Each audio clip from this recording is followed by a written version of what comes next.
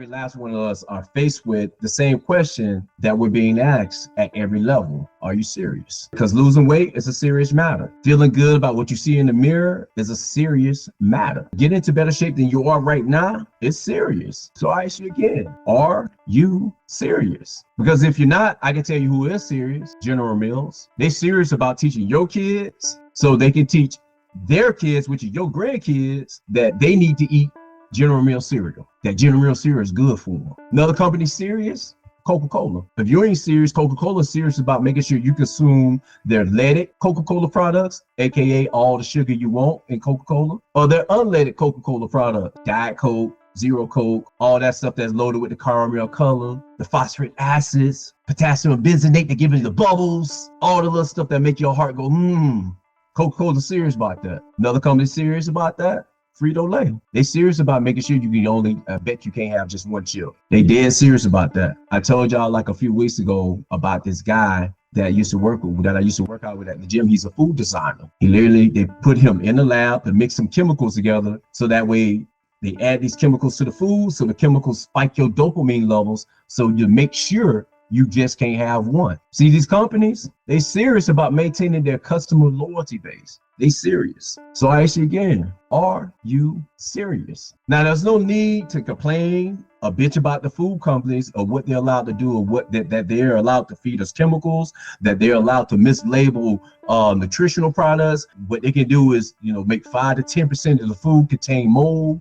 They're allowed to make sure they're allowed to get away with 5 to 20% of the food contain rat poop. Yeah, it's on the FDA website. They're allowed to do that. So no need to complain about those rules that are set with the FDA. Those are the standards you, me, all of us are allowed inside the United States. So don't complain about it. That's the country we live in. Deal with it. It's on you to, to learn and to work and to figure out what's right for you. That's on you. So don't complain. You just get better about becoming more informed with making better food choices. Don't wish that you had less food choices. Don't wish for that. Work with becoming better at choosing foods which will serve you in the long term. Don't wish it was easier. I want you to work on becoming better and more skillful at making time for meal preparation. My grandma used to call this spring cleaning. And I hated spring cleaning because what spring cleaning was, it was time for you to get rid of neglect. Like you should prep your meals, you could prep your meals, screw it. I just ordered a pizza from Pizza Hut.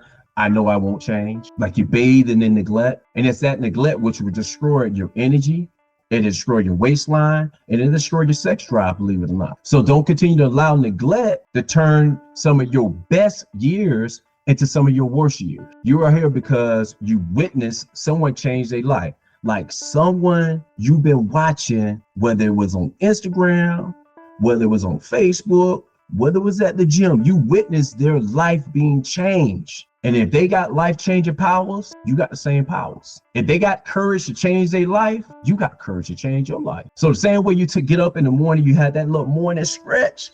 It's the same way you can stretch your courage muscle. Make no mistake, these are serious times. Never have you ever had so many obstacles stacked against you. But if those people you follow on Facebook, Instagram, and TikTok can overcome their weight challenges and their food choice challenges, I'm telling you, so can you. You have the same superpower, just like they do. The only difference is I need you to lean into your powers. I need you to lean into it with some faith that you know you're going to get this right. You know you're going to get up in the morning and get this thing started. So lean into it. Don't be afraid of it. Don't be ashamed of it. You're going to make mistakes along the way. That's supposed to happen because you're going to learn faster from those mistakes. And don't be afraid to ask questions.